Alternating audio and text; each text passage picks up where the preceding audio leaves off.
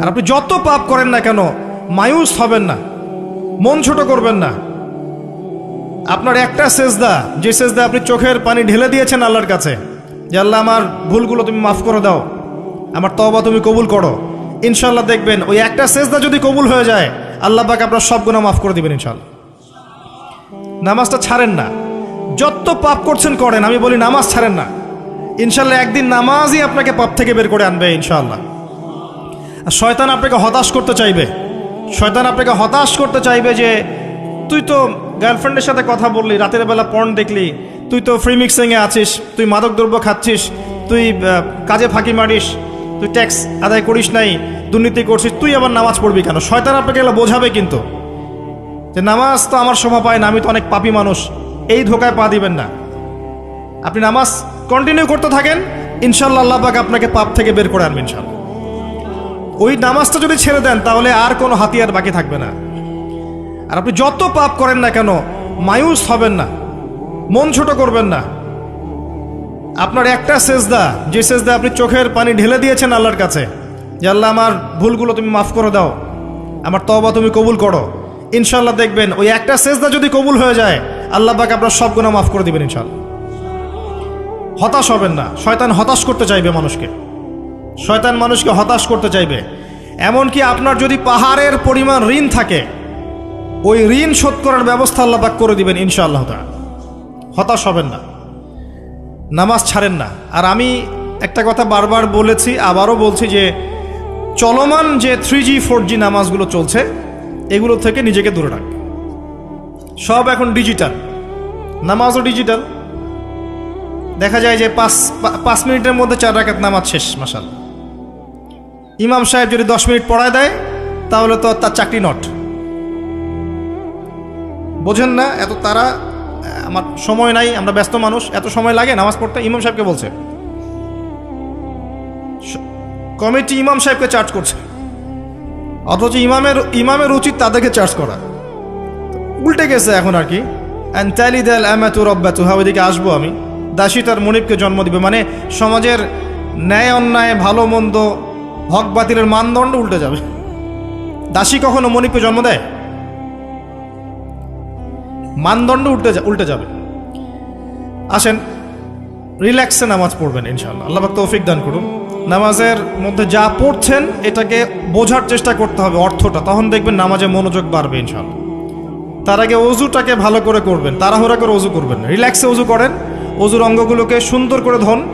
অজু পরিষ্কার হয় না, এই জন্য নামাজে মনোযোগ থাকে না। আর একটা বদভ্যাস আমারও আছে, আপনাদের সবারও আছে আমি জানি, অজুতে আমরা যে পরিমাণ পানি খরচ করি, এই পরিমাণ পানি দিয়ে নবী সাল্লাল্লাহু আলাইহি ওয়াসাল্লাম গোসল করতেন। হ্যাঁ, আর আপনার মাথায় যত চুল আছে তার চেয়ে বেশি চুল ছিল নবী সাল্লাল্লাহু আলাইহি ওয়াসাল্লামের মাথায়। আপনার 2-3 মাথায় যত চুল আছে তার চেয়ে বেশি চুল ছিল নবী সাল্লাল্লাহু আলাইহি ওয়াসাল্লামের মাথায়। তারপরেও তিনি অল্প পানি দিয়ে গোসল করে ফেলতেন। আর আমাদের দেখবেন যার ইমানের জোর যত বেশি, তার ট্যাপের স্পিড তত বেশি। মসজিদে যাবেন দেখবেন জোরে ট্যাপ ছেড়ে দিয়েছে, অজু করতেছে। একজন মানুষের গোসলের পানি দিয়ে একাই অজু করে ফেলে। পানির লেয়ার দিন দিন নেমে যাবে আমাদের এই পাপের কারণে। কুল আরাআইতুম ইন আসবাহা মাউকুম গাওরা, সূরা মুলকের শেষ আয়াত পড়ে দেখেন। বলুন হে নবী, তোমরা যদি কখনো সকালে উঠে দেখো যে পানির স্তর সব নিচে নেমে গেছে, পানি নাই, ফামা ইয়াতিকুম বিমাইন মাইন, কোন সেই সত্তা আছে তোমাদেরকে পানি এনে দিবে, প্রবাহমান পানি? দিন দিন ঢাকা শহর সহ বড় বড় যে সিটিগুলো আছে এগুলোর পানির লেয়ার নিচে নেমে যাচ্ছে। আমাদের অপচয়ের কারণে এমন হচ্ছে। প্রচুর পানি আমরা অজুতে অপচয় করি। গোসল দেখবেন শাওয়ার নিচ্ছে, ওই যে আমাদের ডিজিটাল ইয়াজুজ আর মাজুজের বাথরুম যেগুলো আছে, পানি চোষা বাথরুম, মানে 10-20 বালতি পানি দিয়ে শাওয়ার নিয়ে নিবি। হ্যাঁ, আর মহিলা হলে তো কথাই নাই, আরো 10 বালতি এক্সট্রা লাগায়। তো সমস্যা, অজু ঠিক করতে হবে, তারপরে সলাতে মনোযোগ বসবে ইনশাআল্লাহ। আল্লাহ পাক আমাদেরকে সলাত বুঝে আদায় করার তৌফিক দান করুন। মনোযোগ চলে যাবে, যাওয়া আসা করবে, মনোযোগ যাওয়া আসা করবেই, কিন্তু মনোযোগ ধরে রাখার চেষ্টা করতে হবে। ইনশাআল্লাহ তাআলা আল্লাহ পাক যদি ইহসান দান করেন মনোযোগ বাড়বে ইনশাআল্লাহ আযজা ওয়া জাল। আরেকটা টিপস বলবো, সেটা হলো নামাজে সূরাগুলোর মধ্যে ভেরিয়েশন রাখতে হয়। যেমন প্রতিদিন যদি আপনি একই রকম সূরা পড়েন, আমি নিজেও দেখেছি যে আপনি প্রত্যেক ওয়াক্তেই যদি একই সূরা দিয়ে নামাজ পড়ে থাকেন, দেখবেন মনোযোগটা তুলনামূলক কম পাচ্ছেন। তো এক এক রাকাতে যদি আপনি ভেরিয়েশন নিয়ে আসেন, সূরার মধ্যে ভেরিয়েশন বোঝেন তো, বৈচিত্র্য নিয়ে আসেন, আপনি দেখবেন মনোযোগ বাড়বে। খেয়াল করে দেখেন। এবং তাসবিহ তাহলিল যেগুলো করছেন এগুলোর অর্থটার দিকে যদি ফোকাস করেন, মনোযোগ কিছুটা হলেও বাড়বে। আরেকটা কাজ করলে মনোযোগ বাড়বে, প্রত্যেক সেজদায় দোয়া করতে পারলে। সেজদা করছেন, শুধু সুবহান রাব্বিয়াল আ'লা এতটুকু বলে উঠে যাবেন না, কমপক্ষে একটা দুটো দোয়া করেন, একটা দুটো দোয়া করেন সেজদায়। কারণ সেজদায় সবচেয়ে বেশি দোয়া কবুল হয়। আল্লাহ রাসূল সাল্লাল্লাহু আলাইহি ওয়াসাল্লাম বলেছেন, বান্দা সেজদায় আল্লাহর যত কাছে থাকে অন্য কোনোভাবে বান্দা এত কাছে আসতে পারবে না। এবং এখানে তোমরা বেশি বেশি দোয়া করো, নবী সাল্লাল্লাহু আলাইহি ওয়াসাল্লাম বেশি বেশি দোয়া করতে বলেছেন। দোয়ার জন্যে হুজুর ডেকে এত খাওয়ানোর দরকার নাই, নিজে দোয়া করা শেখেন, নিজে দোয়া করা শেখেন। নিজের বাবার জন্যে, মায়ের জন্যে, আপনার আত্মীয় স্বজনের জন্য, আপনার নিজের জন্যে, আপনার স্ত্রী সন্তানের জন্যে, সমাজের জন্যে, উম্মার জন্য, দেশের জন্য আপনি দোয়া করতে শেখেন। আপনার একটা প্রয়োজন, এই প্রয়োজনটাকে আমি বুঝতে পারবো, ওই আবেগটা কি আমার আসবে? আপনার যেটা প্রয়োজন, আপনার আবেগ আপনার আসবে। আপনার সন্তান অসুস্থ, আমি কি বুঝবো সেই ফিলিংসটা কেমন? আপনি বুঝবেন সেই ফিলিংসটা কেমন। অতএব নিজে আল্লাহর সাথে সম্পর্ক করেন। আর আপনি নিজেকে এত ছোট কেন মনে করছেন? আপনিও আল্লাহর সেই বান্দা, যে বান্দা আমি, যে বান্দা আর 10 জন মানুষ। আল্লাহ পাক আপনাকেও ভালোবাসেন, আল্লাহ পাক অবশ্যই আপনাকে ভালোবাসেন। জীবনের দীর্ঘ সময় পর্যন্ত আপনি আল্লাহকে ডাকেন নাই, আল্লাহ আপনাকে ফেলে দেয় নাই। আল্লাহ আপনাকে খাওয়ান, এখনো পরান, বাঁচিয়ে রেখেছেন, আল্লাহ নিয়ামত দিয়েছেন। আল্লাহ আপনাকে ভালো না বাসলে এমনি করেন? আল্লাহ পাক অপেক্ষা করছেন কবে খালি আপনি আসবেন আল্লাহর কাছে, এসে বলবেন আস্তাগফিরুল্লাহ ওয়া আতুবু ইলাইহি। আল্লাহ পাক অপেক্ষা করে বসে আছেন আপনার জন্য। আপনি কোথায় যাচ্ছেন? ফাআইনা তাযহাবুন। আল্লাহ পাক বলেছেন ফাআইনা তাযহাবুন, কোথায় যাচ্ছ তোমরা? কোথায় যাচ্ছেন? টাকার পিছনে, বাড়ি গাড়ি, স্ট্যাটাস, স্ত্রী সন্তান, ভোগবিলাসের পিছনে? আল্লাহ অপেক্ষা করছেন আপনার জন্য। আসেন, সেজদা করেন। ওয়াসজুদ ওয়াকতারিব, সেজদা করেন, নিকটবর্তী হন। আল্লাহ আপনার জন্য অপেক্ষা করছেন। যাবেন না আল্লাহর কাছে? আল্লাহ পাক সবাইকে আল্লাহর কাছে ফিরে আসার তৌফিক দান করুন। এটাই হোক আমাদের কাছে আসার গল্প, এটাই হোক আমাদের কিসের গল্প? কাছে আসার গল্প। আমাদের জেনার গল্প দরকার নাই। ওদের কাছে জেনা হচ্ছে কাছে আসার গল্প, যার ব্যাপারে আল্লাহ বলেছেন লা তাকরাবু জিনা, ওর ধারের কাছেও যেও না, আর তারা ওইটাকে বলবে কাছে আসার গল্প। ইন্না লিল্লাহ ওয়া ইন্না ইলাইহি রাজিউন। আল্লাহ পাক আমাদের যুবক যুবতীদেরকে হেদায়েত দান করুন, পিতা মাতাদেরকে পরিবারে অনুশাসন বজায় রাখার তৌফিক দান করুন। আমাদের এই কাজগুলোর প্রতিফল কিন্তু আমাদেরকে ভোগ করতে হবে। আমাদের মেয়েদের, আমাদের ছেলেদের, তাদেরকে আমরা কিভাবে বড় করছি এটার হিসেব কিন্তু আমাদেরকে চুকিয়ে দিতেই হবে। পিতামাতাদেরকে বলবো সচেতন হয়ে যান। আল্লাহ পাক তৌফিক এনায়েত করুন, আমিন। আর যারা ওই পথে চলে গেছেন তাদের উদ্দেশ্যে একটা কথা বলবো, সেটা হচ্ছে যে এটা একটা মোহ, একটা ভ্রম। বাস্তবতা হচ্ছে যে আপনাকে প্রতিশ্রুতি দিচ্ছে সে আপনাকে অনেক ভালোবাসে, আদতে সে আপনাকে ভালোবাসে না। আদতে সে আপনার অবস্থানকে ভালোবাসে। আপনি আজ হোক আর কাল হোক এটা বুঝতে পারবেন যে সে আপনাকে ভালোবাসে না, আপনার অবস্থানকে ভালোবাসে। আপনার অবস্থান যদি ভালো থাকে সে আপনাকে ভালোবাসবে, অবস্থান ভালো না থাকলে ভালোবাসবে না। একইভাবে আপনি একটা মেয়ের কাছে যে ভোগবিলাস চাচ্ছেন, একটা ছেলে একটা গায়রে মাহরাম মেয়ের সাথে ফ্রি মিক্সিং করলে তার একটাই উদ্দেশ্য থাকে, সেই মেয়েটাকে ভোগ করা। সুযোগ পেলেই সে মেয়েটাকে ভোগ করে ফেলবে। একইভাবে এই মেয়েও দেখবেন আপনার যতটুকু সামর্থ্য আছে, অর্থবিত্ত যা যা আছে, এটাকে সে ইউজ করার চেষ্টা করছে তার স্বার্থে। বাস্তবিক অর্থে দুজন দুজনকে ভালোবাসে না মোটেই, দুজন দুজনের স্বার্থকে ভালোবাসে। ভালোবাসা আল্লাহর পক্ষ থেকে আসে। কখন আসবে? যখন আপনি হালালের উপর থাকবেন, যখন আপনি বিয়ে করবেন হালালভাবে। অচেনা একটা মেয়ের প্রতি দেখবেন আল্লাহ পাক এমন ডিভাইন একটা লাভ দিয়ে দিবেন, ওয়াজআলা বাইনাকুম মাওয়াজ্জাতা ওয়া রাহমা। আল্লাহ পাক তার পক্ষ থেকে উভয়ের মাঝখানে হৃদ্যতা, ভালোবাসা, মহব্বত দান করবেন। বলেন সুবহানাল্লাহ। এটা ডিভাইন, আল্লাহর পক্ষ থেকে আসবে, ঐশ্বরিক। আর বাকিটা হচ্ছে পৈশাচিক, শয়তানি, প্রবৃত্তির দাসত্ব, ভোগবাদী। এগুলো খেয়াল রাখবেন। এতে করে যা হবে, আপনি একবার আপনার ইজ্জত হারায় ফেললে কখনো ফিরে পাবেন না। অদ্ভুত বিষয়, মানে এই বিষয়গুলোকে আমরা কিছু মনেই করি না এখন। আমরা কিন্তু কিছু মনেই করি না, মনে করি এটা একটা মানে সোশ্যাল কালচার, গার্লফ্রেন্ড বয়ফ্রেন্ড থাকবে, একটা সোশ্যাল কালচার। এভাবে যে কত ছেলে কত মেয়ে, লক্ষ লক্ষ কোটি কোটি নিত্যদিন জেনা করছে, আল্লাহ ভালো জানে। আল্লাহ পাক আমাদের যুব সমাজকে হেদায়েত করুন, আমিন। আর যে প্রশান্তির জন্য আপনি তার কাছে যাচ্ছেন, সেটা তার কাছে নাই। প্রশান্তি আছে কোরআনের কাছে, প্রশান্তি আছে নবীর সুন্নায়, প্রশান্তি আছে আল্লাহর জন্য সেজদায়। তার আল্লাহর জন্য আল্লাহকে স্মরণ করে আপনি কাঁদবেন, প্রশান্তি পাবেন। আল্লাহর জন্য কিছু কাজ করবেন, তার দিনের কোনো খেদমত করবেন, প্রশান্তি পাবেন। আল্লাহর কোরআনের 10টা আয়াত মুখস্থ করেন, মনে এমন শান্তি আসবে যেটা আপনি কোথাও পাবেন না। আমি চ্যালেঞ্জ করে বলছি আপনাকে, আপনি আল্লাহর কিতাবের আজকে গিয়ে 5টা আয়াত মুখস্থ করেন, অর্থটা পড়বেন, কয়েকবার চর্চা করেন, মানুষকে শোনান, আপনি মনে এমন একটা প্রশান্তি পাবেন যেটা পৃথিবীর কোনো জায়গায় পাবেন না। এখানে প্রশান্তি এত এত বেশি মাত্রা আসবে, যার খবর যদি ওই পশ্চিমারা জানতো, তাহলে আমার কলিজায় বোম মেরে উড়িয়ে দিত। কথা বুঝতে পারেন নাই?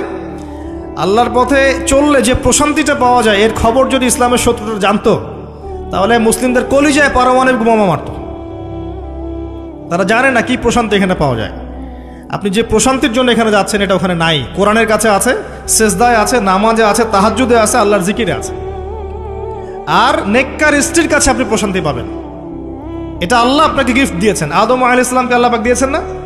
তার একাকী বোধ হচ্ছিল জান্নাতে, আল্লাহ পাক সঙ্গিনী সৃষ্টি করেছেন। এখানে আপনি প্রশান্তি পাবেন, বাকিগুলো প্রশান্তির উৎস নয়।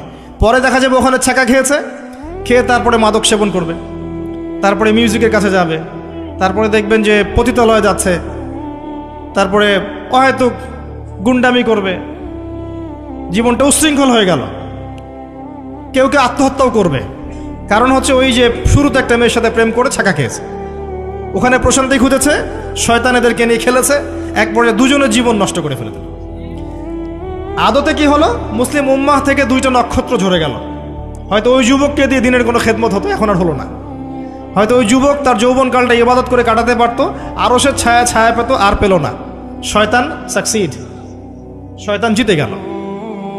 এ হচ্ছে বাস্তবতা। বাস্তবতা বোঝেন, আল্লাহর কাছে ফিরে আসেন, আল্লাহ আপনার অপেক্ষা করছেন। আসবেন না আল্লাহর কাছে? এটাই হোক আল্লাহর কাছে আমাদের কাছে আসার গল্প। আল্লাহ পাক আমাদেরকে তৌফিক দান করুন, আল্লাহুম্মা আমিন। তো সুন্নতের কথা বলতে গিয়ে আসলাম। নবী সাল্লাল্লাহু আলাইহি ওয়াসাল্লামের সুন্নাহ আমরা যেন আমাদের সামগ্রিক জীবনে পালন করার চেষ্টা করি, আল্লাহ পাক চেষ্টাটা যেন কবুল করেন, আমিন। এরপরে আছে সালাতের কথা, তারপরে আছে আপনার যাকাতের কথা। নিসাব পরিমাণ সম্পত্তি হয়ে গেলেই যাকাত দিতে হবে। এটা নফল কিছু নয়, ফরজ জিনিস। যদি আপনি সামর্থ্যবানদের যাকাতগুলো কালেক্ট করতে পারতেন, কেউ যদি পারত, দেখতেন এই যাকাতের অর্থগুলো দিয়ে এত এত মানে বিগ বিগ প্রজেক্ট করা যেত, যেটা আপনি কল্পনা করতে পারবেন। এটা কিন্তু নফল কিছু নয়, দিতেই হবে, বাধ্যতামূলক। যাকাত আল্লাহ পাক এই জন্য ফরজ করেছেন, যাতে করে সমাজের মধ্যে ধনী এবং গরিবের সাম্য বজায় থাকে। এটা গরিবের হক। যাদের উপর যাকাত ফরজ হয়েছে তারপরেও যাকাত দিচ্ছে না, এদের সম্পত্তিগুলোকে আল্লাহ পাক কিয়ামতের দিন গলাবেন, মানে ধাতুতে পরিণত করে গলাবেন, গলিয়ে কপালে, গালে, পিঠে, চেহারায় লেপটে দিবেন। বলেন নাউজুবিল্লাহ। সূরা তাওবা পড়ে দেখেন, সূরা তাওবার মধ্যে এটা আছে।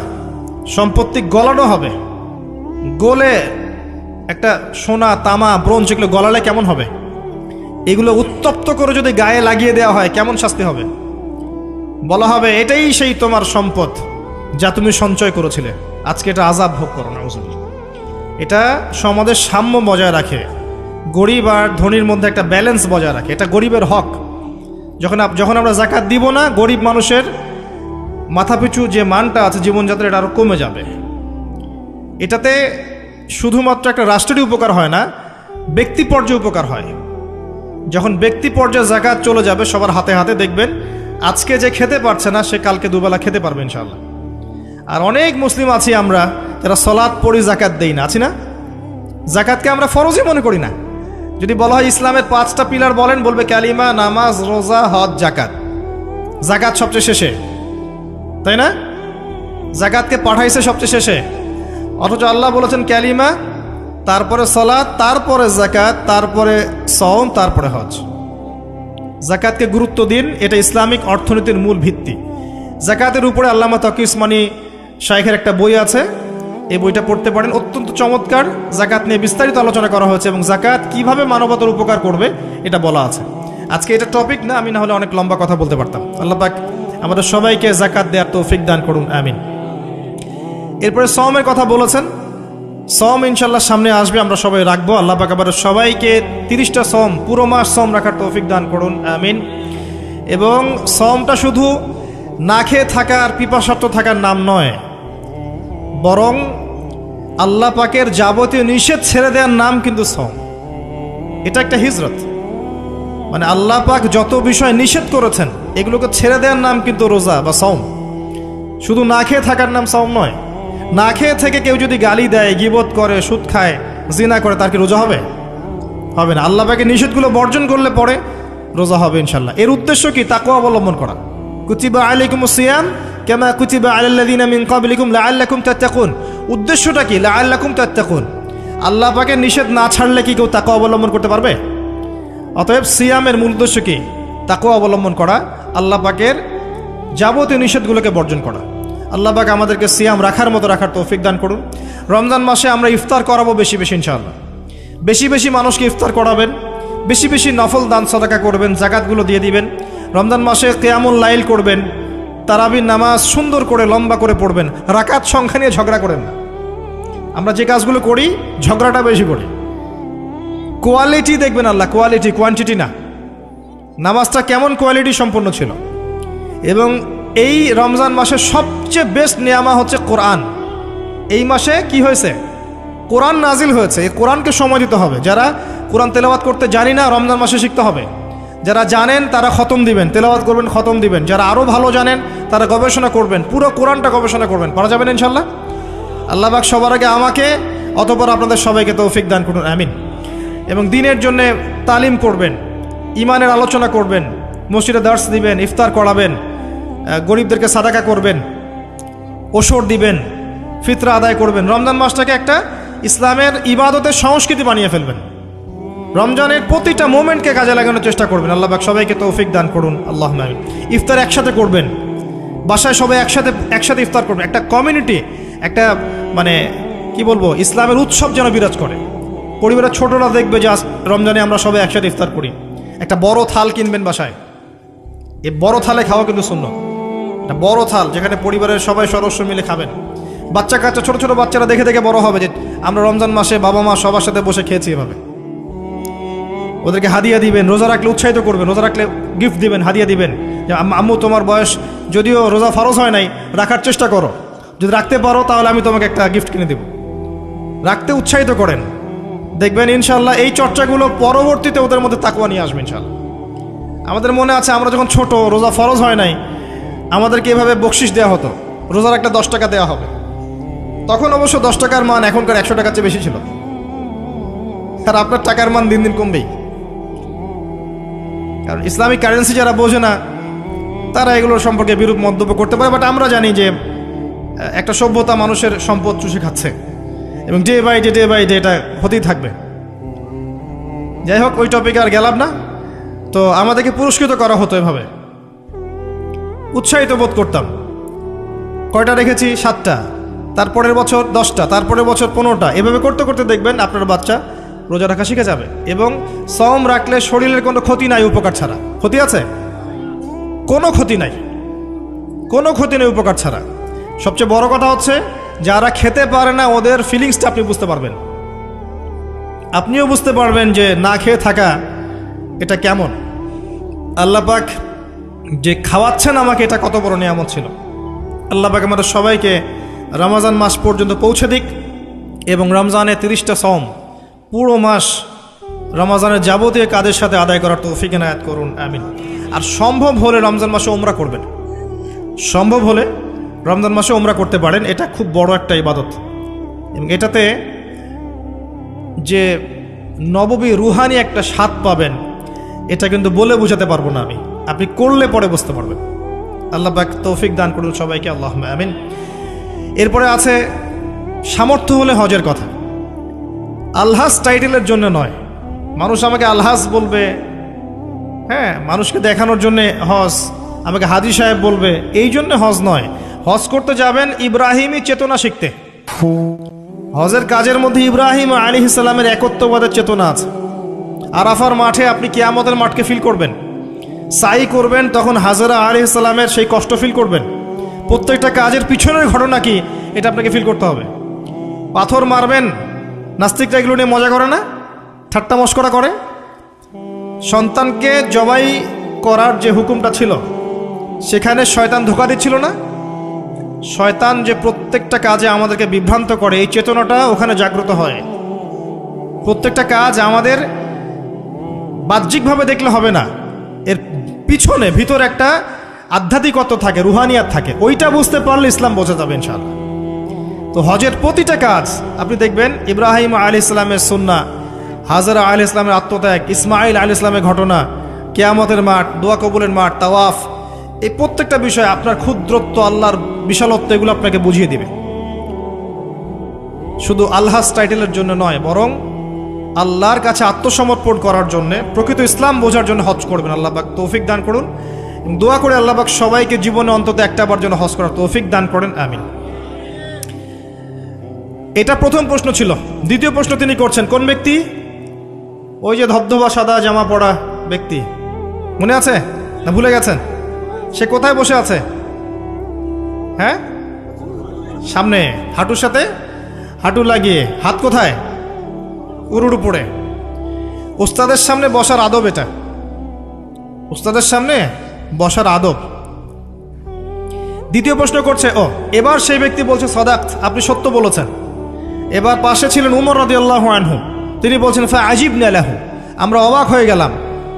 ইয়াসআলুহু ওয়া ইউসাদ্দিকুহু, সে নিজেই প্রশ্ন করলো, নিজেই আবার সত্যায়ন করছে। কে এই ব্যক্তি? কারণ যে প্রশ্ন করে সে কি সত্যায়ন করতে পারে?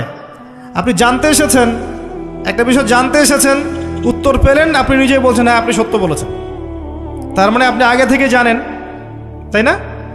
এবার দ্বিতীয় প্রশ্ন করছেন তিনি, ইয়া মুহাম্মদ, বলেন সাল্লাল্লাহু আলাইহি ওয়াসাল্লাম, আখবিরনি আনিল ঈমান, আমাকে ঈমান সম্পর্কে বলুন। এখন নবী সাল্লাল্লাহু আলাইহি ওয়াসাল্লাম বলছেন, আল ঈমান, ঈমান হচ্ছে আন তুমিনা বিল্লাহ, তুমি বিশ্বাস করবে প্রথমত এক আল্লাহর প্রতি, ওয়া মালাইকাতিহি, তার ফেরেশতা মণ্ডলীর প্রতি, ওয়া কুতুবিহি, সমস্ত আসমানি কিতাবের প্রতি, ওয়া রুসুলিহি, সমস্ত নবী রাসূলগণের প্রতি, ওয়াল ইয়াউমিল আখির, পরকালের জীবনের প্রতি। 6 নাম্বার, ওয়া আন তুমিনা বিল কদরি খায়রিহি ওয়া শাররিহি, এবং তুমি ঈমান আনবে, বিশ্বাস করবে তাকদীর বা ভাগ্যের ভালো মন্দের প্রতি। এই 6টা বিষয়ের প্রতি মনে বিশ্বাস করবে, মুখে স্বীকার করবে এবং কাজে বাস্তবায়ন করবে, এর নাম হচ্ছে ঈমান। মনে থাকবে কয়টা বিষয়? 6টা। এখানে একটা কথা আমি বলি, আগেও বলেছি আবার বলছি, এই 6টা বিষয় গায়েবের বিষয়, এগুলোকে আপনি যুক্তি, বিজ্ঞান, দর্শন দিয়ে প্রমাণ করতে পারবেন না। পারবেন? পারবেন না। পরীক্ষা নিরীক্ষা, যুক্তি, বিজ্ঞান, দর্শন দিয়ে ল্যাবরেটরিতে বসে কি আল্লাহ, ফেরেশতা, আসমানি কিতাব, নবী রাসূল, পরকালে পরীক্ষা করা যায়?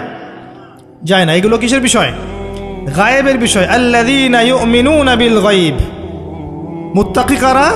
যারা গায়েবে বিশ্বাস করে, এদের জন্যই হচ্ছে আলিফ লাম মিম যালিকাল কিতাব লা রাইবা ফিহি হুদাল লিল মুত্তাকিন। তো ঈমানের 6 পিলারকে 3টা কাজ করতে হবে, মনে বিশ্বাস, মুখে স্বীকৃতি এবং কাজে বাস্তবায়ন। যারা শুধু বিশ্বাসটাকেই সবকিছু মনে করে, এদেরকে বলা হয় মুরজিয়া বা শৈথিল্যবাদী। আর যারা কাজ করতে গেলেই পান থেকে চুন খসলেই কাউকে কাফের বলে ফেলে, এদেরকে বলা হয় খাওয়ারেজ বা খারেজি। আহলে সুন্নাহ ওয়াল জামায়াতের আকীদা হচ্ছে মাঝখানে। ঈমানের বেইজ হচ্ছে দুটো জিনিস, মনে বিশ্বাস, মৌখিক স্বীকৃতি। কাজে বাস্তবায়ন হচ্ছে ফুরু বা শাখা। কাজ করতে গিয়ে যদি আপনার ভুল হয়, কবিরা গুনাহ করে ফেলেন, আপনি কাফের হবেন না, বরং ফাসেক বা জালেম হতে পারেন। এবং কবিরা গুনাহ করে ফেললেই কাউকে হত্যা করা জায়েজ নাই, তার তওবার দরজা কি আছে? খোলা আছে। এই হলো ঈমান। তারপরে তিনি আবার প্রশ্ন করছেন, ইয়া মুহাম্মদ, বলেন সাল্লাল্লাহু আলাইহি ওয়াসাল্লাম, আখবিরনি আনিল ইহসান, আমাকে ইহসান সম্পর্কে বলুন।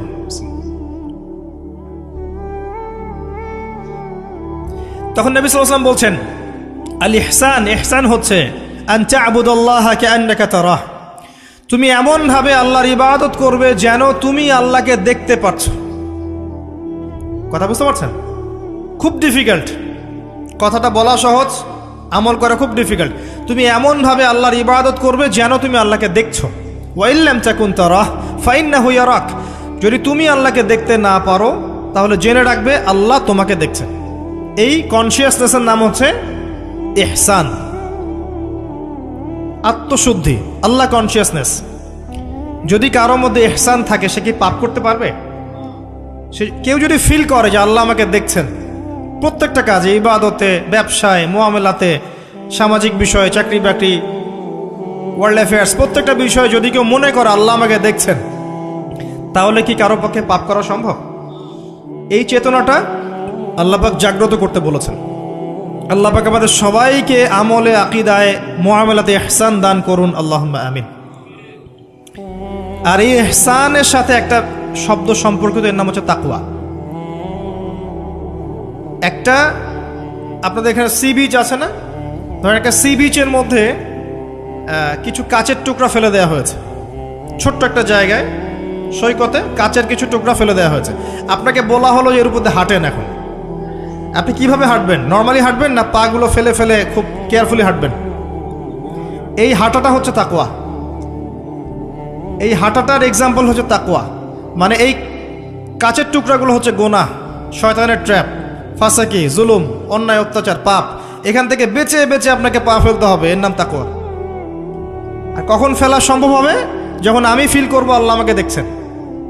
এই কনসিয়াসনেস না থাকলে এটা হবে না। টেবিলের তল দিয়ে আপনি ঘুষ দিচ্ছেন, যে নিচ্ছে সে যদি ওই সময় চিন্তা করে আল্লাহ আমাকে দেখছেন, নিতে পারবে? ব্যবসা করছেন, মাপে ওজন কেউ দেখছে না, কাস্টমার দেখে নাই, আপনি দেখছেন, বুঝতে পারছেন। আপনি যদি ওই সময় চিন্তা করেন যে আল্লাহ আমাকে দেখছেন, এ দেখে নাই, আপনি কি কম দিতে পারবেন? পারবেন না। বোনের সম্পত্তি আপনি সিস্টেম করে নিতে পারেন, বোন শিক্ষিত না, বোঝে না, আপনি চিন্তা করছেন আল্লাহ তো আমাকে দেখছেন, পারবেন নিতে? প্রতিটা কাজ যদি এতটুকু মানুষ ফিল করে যে আল্লাহ আমাকে দেখছেন, আপনি পারবেন না করতে। এরপরেও যদি পাপ হয়ে যায়, দেন তওবা করে ফিরে আসতে হবে। আল্লাহ পাক সবাইকে তাকওয়া অবলম্বন করে তৌফিক এনায়েত করুন।